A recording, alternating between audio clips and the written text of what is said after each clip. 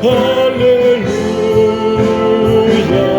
죽음을 이기시고 모든 사슬 풀리네.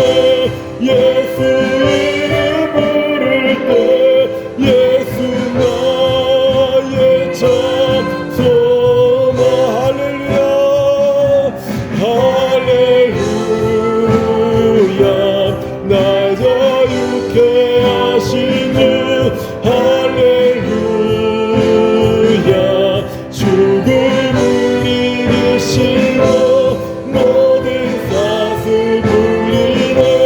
예수 이름 부를 때 예수 나의 참소.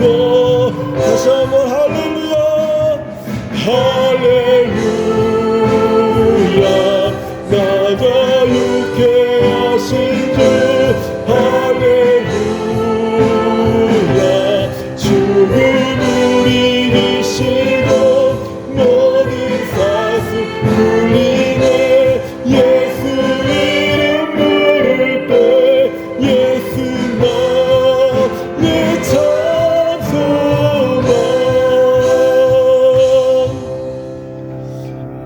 사랑하는 주의 성도들아, 그의 이름에 합당한 영광을 돌리며 거룩한 옷을 입고 여호와를 찬송하라. 그의 거룩함을 기억하며 감사하라. 하나님은 영이시니 예배하는 자가 영과 진리로 예배할지니라. 아멘. 사랑하는 성도 여러분, 우리 하나님께서 기뻐 받으시는 예배는 상한 마음과 통회하는 심령이라고 말씀하십니다. 지금 성령께서 우리 마음속에 깨닫게 하시는 한 주간의 잘못들을 가지고 예수 그리스도의 십자가 앞에 진실한 마음으로 우리 다 같이 참여하는 기도를 드리겠습니다. 함께 기도하겠습니다. 살아계신 아버지 하나님, 오늘 이 주일 예배 가운데 함께하여 주셔서 하나님 우리 가운데 지치고 상한 마음들을 위로하시고 회복을 주시며 또 우리에게 능력을 허락하여 주시고자 우리를 부르시니 감사합니다. 한 주간 동안 하나님 우리의 연약함과 부족함들 가운데 우리가 하나님 앞에 온전히 나오지 못하고 우리가 하나님이 기뻐 받으실 만한 영광과 찬송의 삶을 살지 못했다 할지라도 하나님 아버지, 이 시간 우리가 예수님의 십자가의 공로를 의지하여 우리 하나님 앞에 나아갑니다. 하나님, 우리를 불쌍히 여기시고 우리에게 자비를 베푸시고 예수 십자가의 보혈로 말미암아 우리의 연약함을 용서하여 주시고 우리의 죄악을 사하여 주시고 하나님 우리를 불쌍히 여겨주셔서 우리가 하나님의 은혜로 인하여서 온전한 회복과 치유와 또한 능력을 덧입는 귀한 시간이 되도록 우리 하나님께서 함께하여 주시기를 기도합니다. 하나님을 사모하는 자들에게 하나님께서 빛을 비춰주시고 하나님의 얼굴을 구하는 자에게 그 얼굴의 영광을 드러내셔서 우리가 오늘 이 시간에 우리 하나님의 영광스러운 임재 앞에서 기쁨으로 감사함으로 찬양함으로 나아가 하나님이 주시는 회복을 누리는 또 기쁨을 누리는 충만함을 누리는 복된 예배가 되도록 하나님 우리 오늘 이 시간 우리를 주장하여 주시옵소서. 한 영혼의 심장 가운데 하나님의 능력의 말씀이 충만하게 덮어 주시옵소서. 예수님의 이름으로 기도합니다.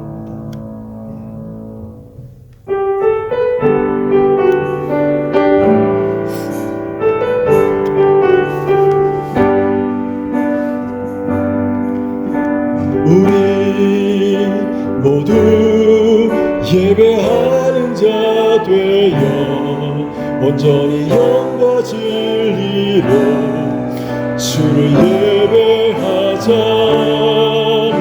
주가 우리와 함께 영원히 함께 하시고 마르지 않는 샘물로 우리 채우신 우리 모두 예배하는 자 되어 온전히 영과 진리로 주를 예배하자.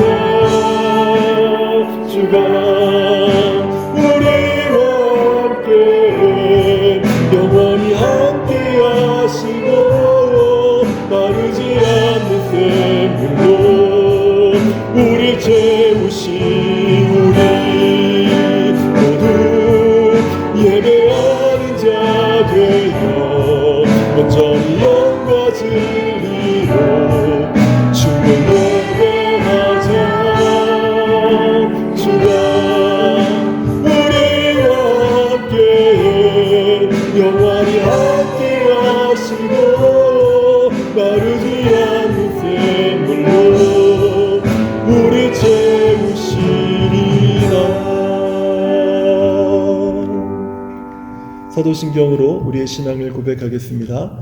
전능하사 전지를 만드신 하나님 아버지를 내가 믿사오며 그 외아들 우리 주 예수 그리스도를 믿사오니 이는 성령으로 잉태하사 동정녀 마리아에게 나시고 본디오 빌라도에게 고난을 받으사 십자가에 못 박혀 죽으시고 장사한 지 사흘 만에 죽은 자 가운데서 다시 살아나시며 하늘에 오르사 전능하신 하나님 우편에 앉아 계시다가 저리로서 산 자와 죽은 자를 심판하러 오시리라.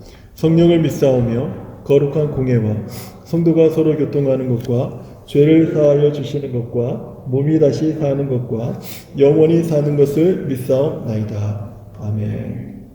오늘 우리들에게 주시는 하나님의 말씀 받겠습니다. 오늘 우리들에게 주신 하나님의 말씀은 호세아서 14장 5절인데요. 한 절이니까요. 우리 다 같이 함께 읽도록 하겠습니다. 찾으셨으면 다 같이 읽겠습니다. 시작. 내가 이스라엘에게 이슬과 같으리니 그가 백합화같이 피겠고 레바논 백향목같이 뿌리가 박힐 것이라. 아멘. 유진 피터슨 목사님이라고 계세요. 소위 알려지기로는 목사님들의 목사님이다 라는 별칭을 갖고 계신 목사님이에요. 그러니까 우리 성도님들은 잘 몰라도 목사님들은 참 많이 아는, 잘 아는 그런 목사님입니다. 근데 유진 피터슨 목사님이 광야에 대해서 말하기를 우리가 인생에서 경험할 수 있는 광야는 두 종류가 있다라고 말씀을 하더라고요. 한 종류는 지리적 광야이다.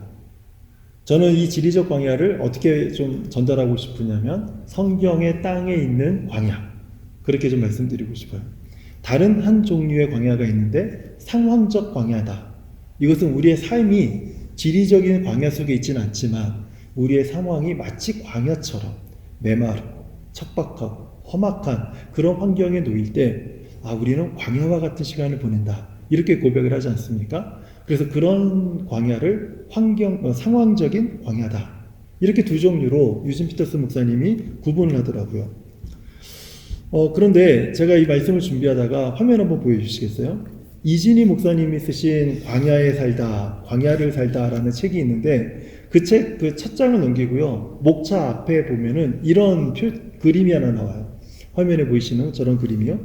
정확하게 보이실지 모르겠어요. 이게 화면이 좀 제가 그림을 아무리 키워도 이 정도밖에 되지 않는데 여기에 보면은 동그라미 안에 거기에 사람 이름이 써 있습니다.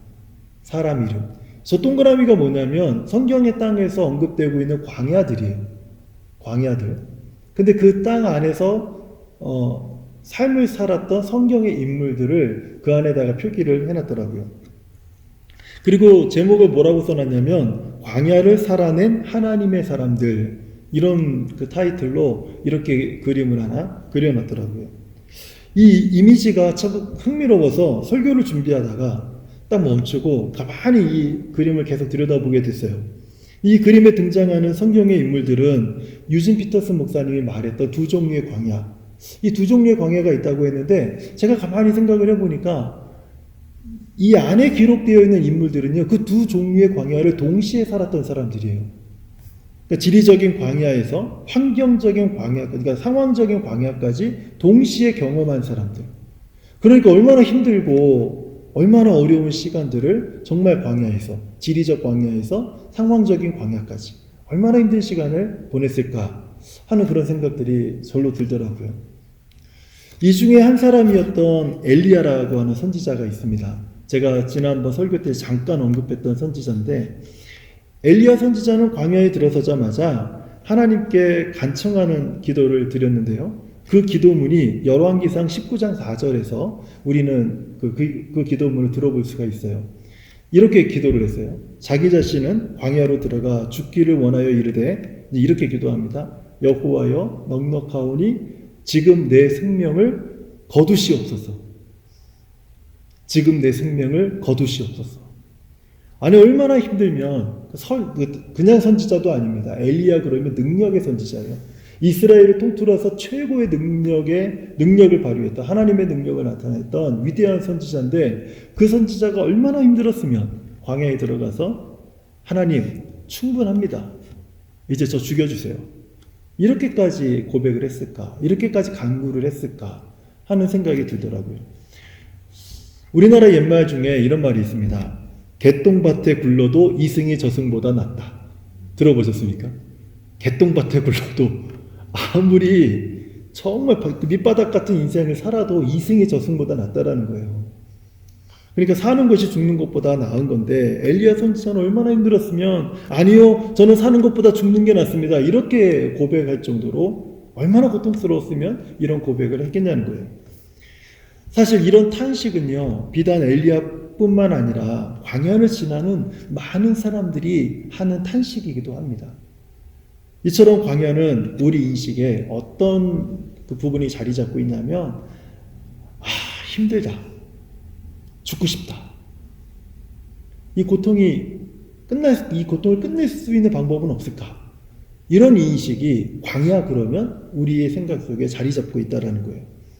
그럼에도 광야를 지나는 모든 사람들에게 광야는요, 그냥 우리를 내버려 두지 않고 광야는 우리들에게 귀한 두 가지를 제공을 하고 있어요.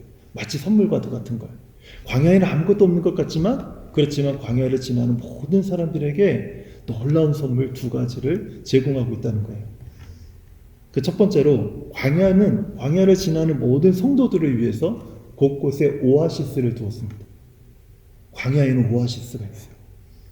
광야를 지나는 사람들이라면 반드시 들러야 되는 곳이 있는데 그곳은 오아시스예요. 왜냐하면 오아시스는 광야가 제공하고 있는 유일한 생수이기 때문에 그래요. 여기를 가야지만 생수를 마시고 기력을 회복할 수가 있습니다. 이스라엘 백성이 광야를 지날 때 하나님께서 매일같이 기적으로 먹이시고 입히시고 보살펴 주셨다고 제가 지난주에 강조해서 설명을 드렸죠. 만나와 메추라기를 먹이셨고 의복과 신발이 헤어지지 않도록 입히고 그들을 보호하셨죠. 낮에는 구름 기둥으로 밤에는 불 기둥으로 그 이스라엘 백성들을 보살펴 주셨어요. 그런데 혹시 이 생각을 해보셨습니까? 물 문제는 어떻게 해결하셨을까요? 목사님, 우리가 알아요. 그 모세가 반석으로 지팡이를 딱 쳐서 반석이 깨지면서 거기 물이 솟아나와서 물을 먹였어요. 이렇게 생각하시는 분이 계실 거예요. 한두 번은 가능하겠죠. 가는 곳마다 모세가 반석을 깨뜨려서 물이 터졌을까요? 40년 동안의 광야 생활 속에서? 불가능한 거죠. 불가능한 거죠. 오아시스가 없는 곳에서 반석을 깨뜨렸겠죠. 그리고 물이 솟았겠죠. 한두 번은 이렇게 가능하더라도 40년 동안 매일같이 반석을 부수면서 물을 낼 수는 없었다는 뜻입니다. 기록에 의하면요, 이스라엘이 지나온 시내 광야는요 450개의 오아시스가 있다는 거예요. 450개의 오아시스가 있다. 이렇게 많은 오아시스가 광야에 있었기 때문에 이스라엘 백성은 광야에서 40년간을 살아남아서 지나갈 수 있었던 거예요. 다윗이 사울 왕의 그 추격을 피해서 10여 년간을 광야에서 지낼 수 있었던 그 비결이 무엇입니까? 오아시스가 있었기 때문에 그래요. 오아시스가 없으면 죽죠. 오아시스가 없으면 죽죠. 물이 없는데 어떻게 삽니까? 생텍쥐페리의 어린 왕자의 그 책에 보면요, 광야에 관해서 아주 멋진 말이 한 가지 남겨져 있어요. 광야가 아름다운 것은 어딘가에 오아시스가 감추어져 있기 때문입니다. 이런 글이 그 어린 왕자 그 책에 있습니다. 오늘날 우리는 유진 피터슨 목사님의 말씀처럼 지리적 광야보다는 상황적인 광야를 지날 때가 더 많죠. 지리적 광야는 평생에 한 번도 안 가보신 분도 꽤 있을 거예요. 그죠? 그래서 우리는 상황적인 광야를 우리는 보통은 경험을 하게 됩니다. 하지만 하나님께서 지리적 광야를 지나는 사람들에게 오아시스를 통해서 생수를 제공해 줬듯이 상황적 광야를 지나는 성도들을 위해서 세 가지 영적인 오아시스를 우리 삶에 제공하신다는 거예요. 그 첫 번째 오아시스가 무엇인가 하면 예수 그리스도입니다. 제가 광야를 지날 때 모든 사람들이 광야를 지날 때에 라는 그 전제를 갖고 말씀을 드리지 않아요. 광야를 지나는 누구의 여정입니까? 성도의 여정이에요. 성도의 여정. 요한복음 7장 37절과 38절을 보면 예수님께서 광야를 지나는 중에 목말라 허덕이는 모든 성도를 향해서 예수님께서 말씀하십니다. 예수님께서 서서 외쳐 이르시되 누구든지 목마르거든 내게로 와서 마시라. 나를 마시는 자는 성경의 이름과 같이 그 배에서 생수의 강이 흘러나오리라. 예수님은 우리 인생의 목마름에 해결을 주시는 생수가 되시는 분이세요. 그분은 생수와 같은 분이세요. 정말로 우리가 광야의 여정을 지나면서 정말 목말라서 우리가 허덕일 때 하나님께서 우리에게 제공하시는 첫 번째 오아시스는 예수 그리스도. 바로 하나님, 그분 자신이라는 거예요. 두 번째 오아시스는요, 교회를 주셨습니다. 교회를. 이사야서 12장 3절 말씀을 보면요. 그러므로 너희가 기쁨으로 구원의 우물들에서 물을 기르리로다. 물이 귀한 지역에서 섬기는 선교사님들이 한 어떤 마을에 들어가면요, 제일 먼저 하는 일이 우물을 파는 것이라고 그래요. 우물을 파는 것. 우물을 다 판 다음에 거기에 누각을 세워서 교회를 세운다고 합니다. 그러면 그 동네 사람들이 물을 얻기 위해서 그 교회 안으로 들어온다는 거예요. 그래서 처음에 물만 떠가는 거예요. 근데 물을 떠가는데 계속 교회당 예배당 안에서 기도 소리가 들리고 찬송 소리가 들리고 말씀 소리가 들릴 때 궁금해서 호기심으로 한 번씩 그 예배당 안으로 들어온다라는 거죠. 그런 사람들에게 복음이 전해지고, 그리고 그 사람들이 하나님의 말씀, 생명의 말씀을 들으면서 처음에는 그냥 목이 말라서 물이 필요해서 우물에서 물을 길러갔지만, 그러나 이후에 예배당 안으로 들어와서 하나님의 말씀, 생명의 말씀을 듣고 말씀의 생수를 그들이 들이마시면서 구원에 이르게 하신다 라는 그런 이야기를 제가 읽어본 적이 있어요. 하나님은 교회를 통해서 말씀의 생수를 부어주시는 거예요. 말씀의 생수를.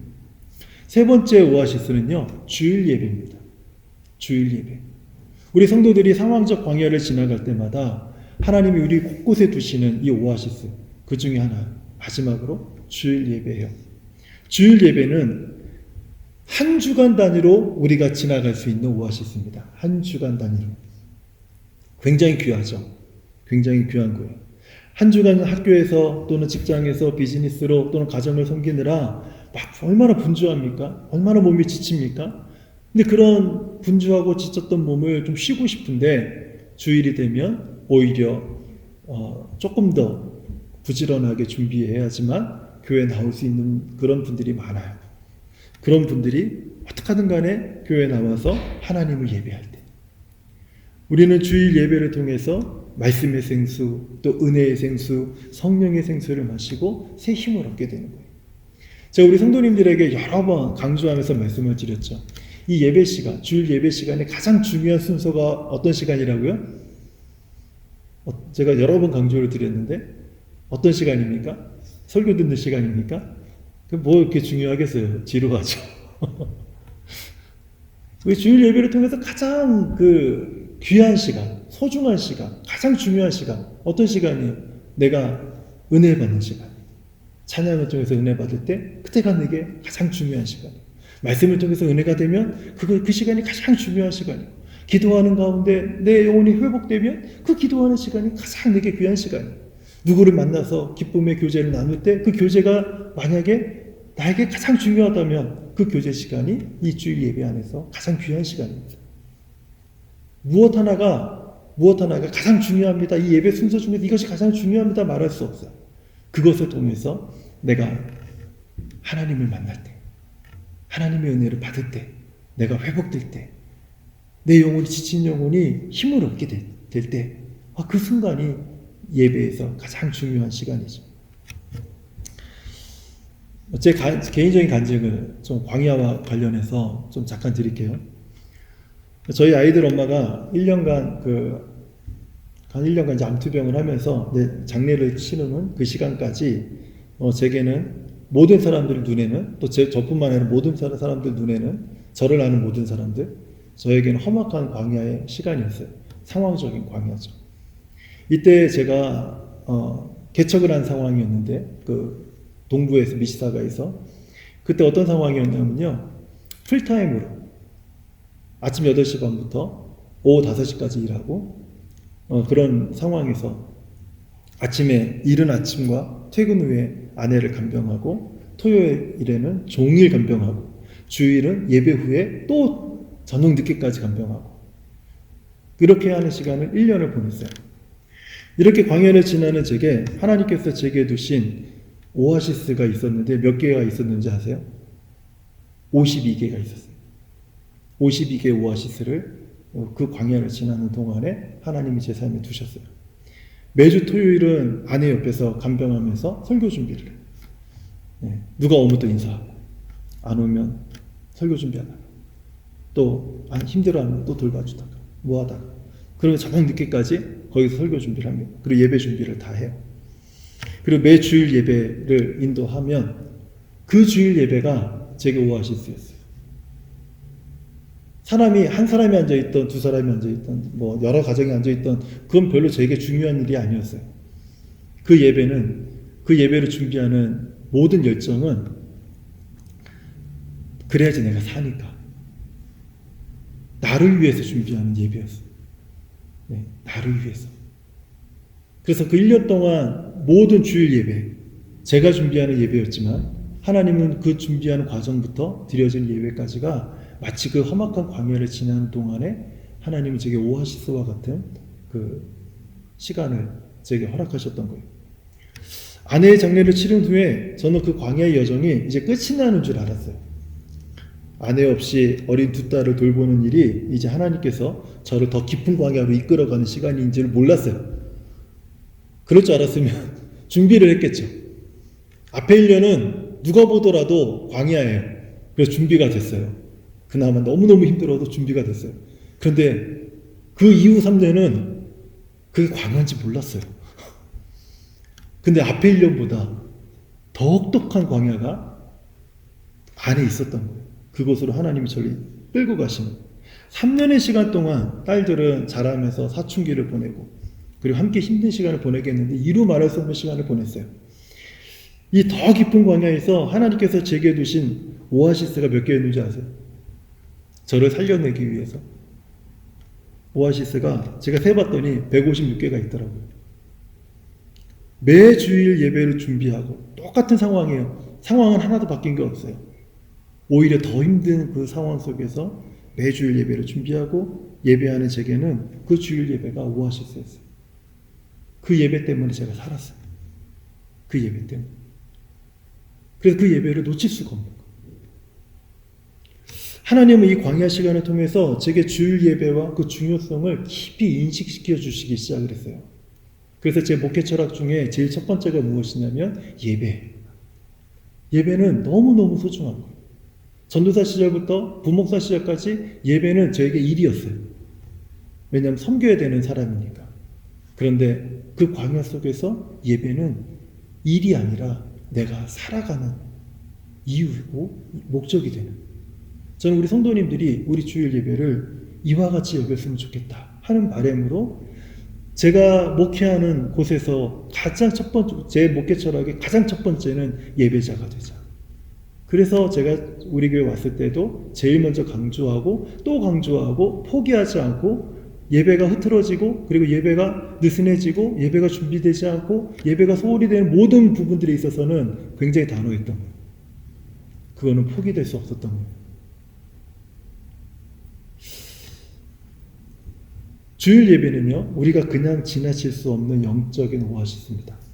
왜냐하면 주일 예배를 통해 하나님은 우리가 믿음으로 한 주간을 살아낼 수 있도록 생수를 부어주는 시간이기 때문에. 이처럼 우리가 상황적인 광야를 지날 때 하나님은 우리 삶에 세 가지 영적인 오아시스를 두셨어요. 우리의 생명의 근원이 되시는 예수 그리스도, 구원의 우물인 교회, 그리고 한 주간의 생수인 주일 예배. 그래서 이 땅에서 성도들이 상황적인 광야를 지날 때마다 하나님은 모든 성도들에게 일주일 단위로 오아시스를 그 광야를 지나는 모든 사람들 앞에 삶 속에 다 두신 거예요. 그런데 여러 성도들 중에서는 야심차게 또는 급한 마음으로 광야를 빠르게 지나가기 위해서 종종 이 영적 오아시스를 들르지 않고 그냥 지나치는 사람들이 있다는 거예요. 이런 분들은요, 광야와 관련된 중요한 말이 있는데 이 말을 꼭 기억하셔야 됩니다. 꼭 기억하셔야 돼요. 그게 어떤 말이냐면 광야를 지나는 사람들의 최종 목적지는 다 다르다 할지라도 다음 목적지는 똑같습니다. 이 말을 기억하셔야 돼요. 광야를 지나는 최종 목적지는 모두가 다르다 할지라도 다음 목적지는 모두가 같습니다. 처음 들어보시죠? 그 다음 목적지가 어떤 것이죠? 광야를 지나는 사람들의 모든 사람들의 다음 목적지는요, 오아시스예요. 그러니까 광야를 지나는 방법은 오아시스를 들러서 그 다음 오아시스로 가는 거예요. 다른 길로 가면 죽어요. 오아시스를 들려서 다음 오아시스로 가야 돼요. 그래야지 광야를 안전하게 생명을 지키며 보존하면서 지나갈 수가 있는 거예요. 광야를 지나는 방법, 바로 이것이 가장 현명하고 지혜로운 방법입니다. 그래서 오아시스를 지나 오아시스를 가고 오아시스를 지나 또다시 오아시스를 가게 됐을 때 그 마지막 목적지가 가나안이 되는 거예요. 이제 두 번째로 광야를 지나는 모든 성도들을 위해 밤에 이슬이라고 하는 선물을 제공해 줍니다. 이슬.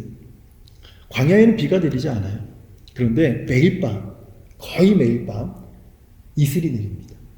출애굽기 16장 13절에서 14절의 말씀을 보면 아침에는 이슬이 진 주위에 있더니 그 이슬이 마른 후에 광야 지면에 작고 둥글며 서리같이 가는 것이 있는지라.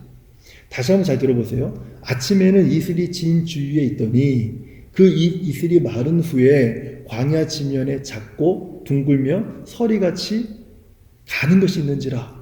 그래서 백성들이 뭐라고 했냐면 이것이 뭐고 진짜 이렇게 얘기를 했어요. What is this? 라고 사람들이 얘기를 했어요. 만나의 뜻이 What is this? 라는 뜻이에요. 이게 뭐지? 만나의 그 이름의 뜻이 이 뜻이에요. 만나가 뭐라고요? 이게 뭐지? 라는 뜻이에요. 한번 생각해 보십시오. 이슬이 내렸는데 이슬이 마른 후에 거기에 만나가 있는 거예요. 일용할 양식이 있는 겁니다. 그럼 하나님께서 만나를 어떻게 내리셨다는 뜻입니까? 만나를 이슬 속에 넣어서 내리신 거예요. 맞죠? 광야에는요, 비가 내리지 않는 대신 매일 밤 수억 개의 이슬방울들이 내린다는 거예요. 이렇게. 이 이슬들이 메마른 광야를 살립니다. 이 이슬 때문에 광야에서 사는 식물들이 살고요. 광야에서 사는 동물들이나 곤충들이 그 이슬을 먹고 사는 거예요. 하나님은 광야의 이슬을 내려서 메마른 광야에 존재하는 모든 생명들을 보존하게 하셨어요. 특별히 이스라엘 백성의 생명을 살리고 보존하기 위해서 뭐라고 그랬다고? 이슬 속에 무엇을 두셨어요? 제가 표현을 바꿨습니다. 기적을 두셨어요. 광야 속에, 그 이슬 속에 하나님은 기적을 담아 놓으셨어요. 그리고 그 이슬을 어디에 내리셨어요? 이스라엘 백성들 진 주위에 내리신 거예요. 다른 지역에는 그 이슬이 내리지 않았어요.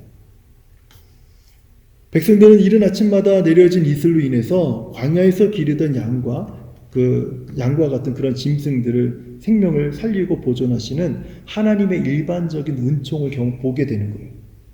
광야는 이슬이 내려서 우리가 양과 같은 이런 짐승들을 살릴 수 있구나 라는 것을 보게 됐어요.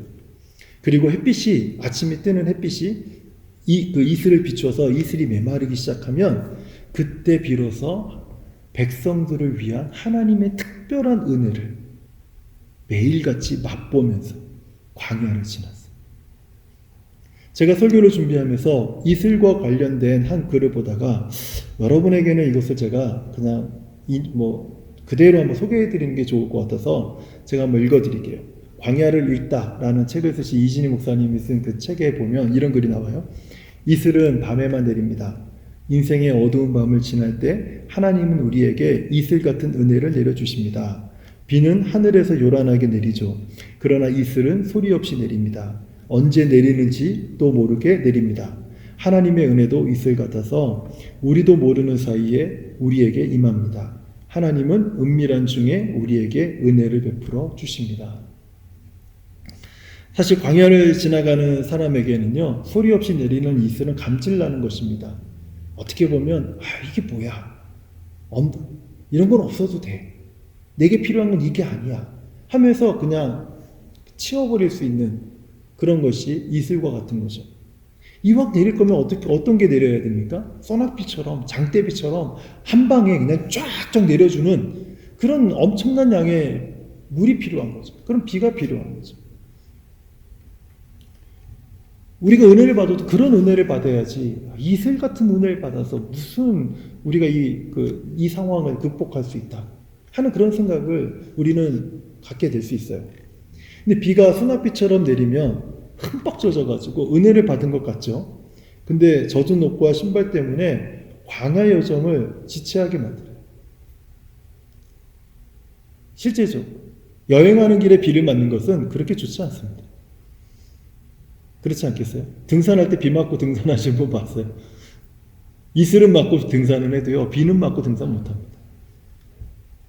하지만 이슬이 스며들면 이게 뭔가 싶죠? 그렇지만 이슬은 광야뿐만 아니라 성경의 땅, 하나님의 은총이라는 것을 알게 돼요.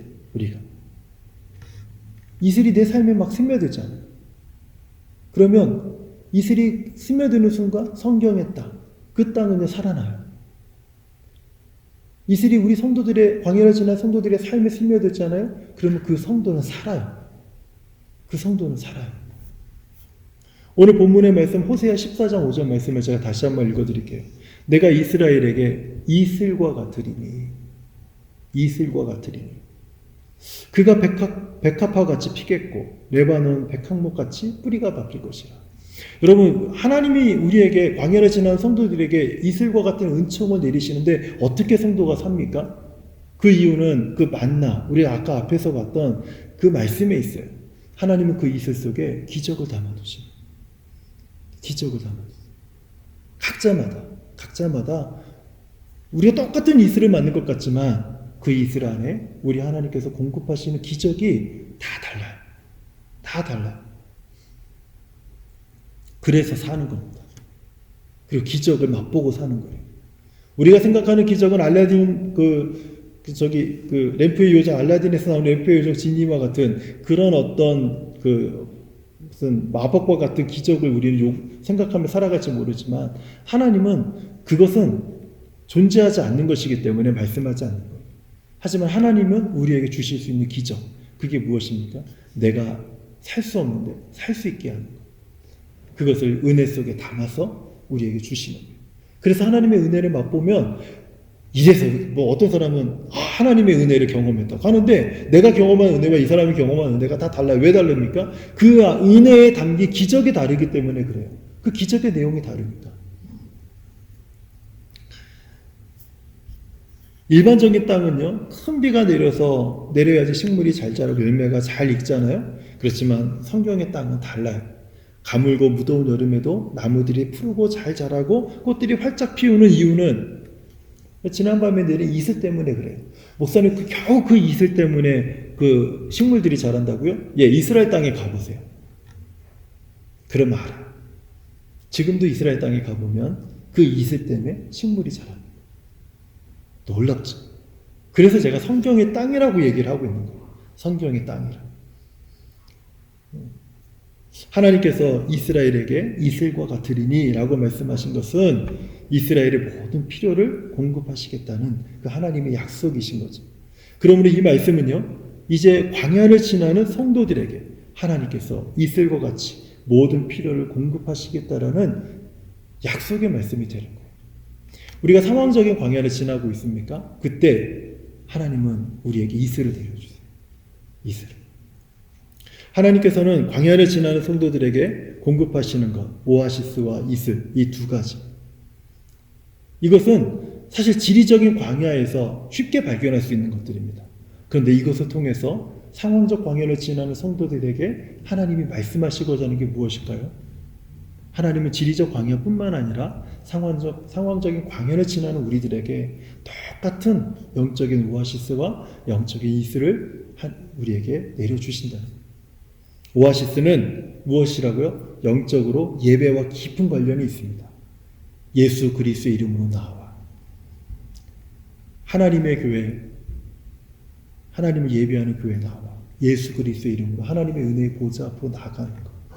그 예배와 아주 깊은 관련이 있고요. 이슬은요, 매일매일 우리에게 기적을 담아 베푸시는 하나님의 은혜와 굉장히 깊은 관련이 있어요. 오아시스와 이슬이 없으면 우리는 광야를 지날 수 없습니다. 우리는 광야를 지날 수 없어요. 그게 있기 때문에 그 시간이 1년이 넘고 2년이 넘고 3년, 어떤 분은 10년이 되는 분도 계세요. 그렇게 된다 할지라도 그것을 살아낼 수 있는 이유가 무엇입니까? 내게 영적인 오아시스를 두시기 때문에, 내게 매일같이 은혜를 내려주시기 때문에, 그 예배와 은혜, 이 두 가지는요, 광야를 지나는 성도들에게 주시는 하나님의 선물이, 하나님의 선물. 사랑하는 성도님들, 제가 설교 서두에 말씀드린 엘리야 선지자의 고백을 기억하세요? 여호와여 넉넉하오니 지금 내 생명을 거두시옵소서. 우리 삶에 시작된 광야의 여정에서 우리도 엘리야처럼 죽기를 간구하는 형편에 놓일 때가 있을 수 있어요. 그러나 엘리야는요, 죽지 않고 회복되어서 마침내 여호와 하나님 앞에 다시 일어서게 됩니다. 그래서 엘리야는요, 그 누구도 경험하지 못했던 죽음을 보지 않고 승천하는 정말 위대한 선지자로 다시 성경에 남게 돼요. 엄청난 회복, 엄청난 하나님의 능력을 경험하게 되죠. 그 이유가 무엇입니까? 하나님께서 베푸신 은혜와 예배 때문이에요. 우리가 광야의 여정같이 힘든 시간에 우리 삶에, 그 힘든 시간이 우리 삶에 여전히 있다 할지라도 우리가 그렇다면 잊지 말고 꼭 기억해야 될 것이 무엇일까요? 우리가 아무리 힘들어도 우리가 주일마다 하나님의 예배를, 영적인 오아시스를 지나쳐서는 안 된다는 거예요. 하나님께서 매일 주시는 이슬 같은 은혜에 우리가 적게 된다면, 그럼 우리도 엘리야처럼 반드시 회복됩니다. 반드시 하나님의 영광과 찬송이 되는 그런 성도로 하나님이 우리를 일으켜 세우시고 우리를 회복시켜 주신다는 거예요. 그러므로 오늘 이 말씀을 듣는 저와 우리 모든 성도님들이 매주일마다 하나님께서 기뻐하시는 예배자가 되도록 하나님 앞에 힘써 드려지시고, 매일같이 우리 삶에 이슬의 기적을 담아 베푸시는 하나님의 은혜를 우리가 맛보며 살아갈 때, 그럴 때 우리는 하나님이 주시는 놀라운 그 능력과 또 은혜와 생명과 그것들을 경험하면서 어떤 상황적인 광야를 할지라도 다 지나가고 마침내 회복되고 다시 일어설 수 있는 힘을 얻게 된다는 거예요. 이번 한 주간도 이런 회복의 은총을 누리는 저와 우리 모든 성도님들 되시기를 주님의 이름으로 축원합니다. 사랑의 주님, 하나님께서 상황적인 광야를 지나는 우리 성도들에게 영적인 오아시스와 영적인 이슬을 우리 삶에 내려주셔서 우리가 이 모든 것들을 넉넉히 감당하며 그 광야를 지날 수 있게 할 수 있다라고 주님 말씀하셨습니다. 하나님, 매주일마다 하나님을 예배함을 사모하게 하시고 매일같이 기적을 담아 베푸시는 하나님의 은혜를 우리가 들이마시면서 하나님이 주시는 보살핌 속에, 하나님이 주시는 회복 속에 다시 일어섬을 기대하는 저와 우리 모든 성도님들 되도록 축복하여 주시옵소서. 예수님의 이름으로 기도합니다. 아멘. 우리 말씀을 기억하면서 주님 마음 되게 해주소서. 함께 찬양하겠습니다.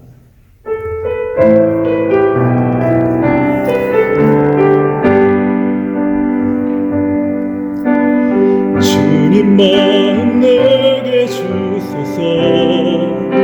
내 아버지 주님 마음 내게 주소서. 나를 향하신 주님의 뜻이 이루어지도록 주님 마음 내게 주소서. 우리 다시 한번 찬양하겠습니다. 주님 마음 내게 주소서. 내 아버지 주님 마음 내게 주소서.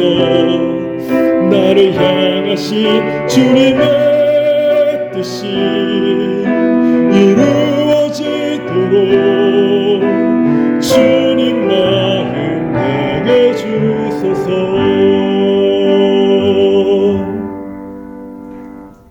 이제는 십자가에서 우리의 모든 허물을 담당하여 주신 우리 주님 예수 그리스도의 은혜와 우리의 삶의 영적인 오아시스와 놀라운 이슬과 같은 은혜를 베푸시며 우리를 보호하시고 인도하시는 하나님의 놀라우신 사랑과 성령님의 감화감동, 위로와 교통하심이 예배자로서 하나님의 은혜를 들이마시면서 하나님, 제가 회복되기를 소망하고 제가 능력받기를 소망하고 다시 일어서기를 소망하기 위하여 주를 바라봅니다. 주님을 찾습니다. 주님 앞에 있습니다. 고백하는 우리 사랑하는 모든 성도들 위해와 그들의 가정과 자녀들 위해 하는 모든 일 가운데 우리 하나님 사랑하시고 세우신 에베네셀 교회 위에 이제로부터 영원토록 함께 계실지어다. 아멘.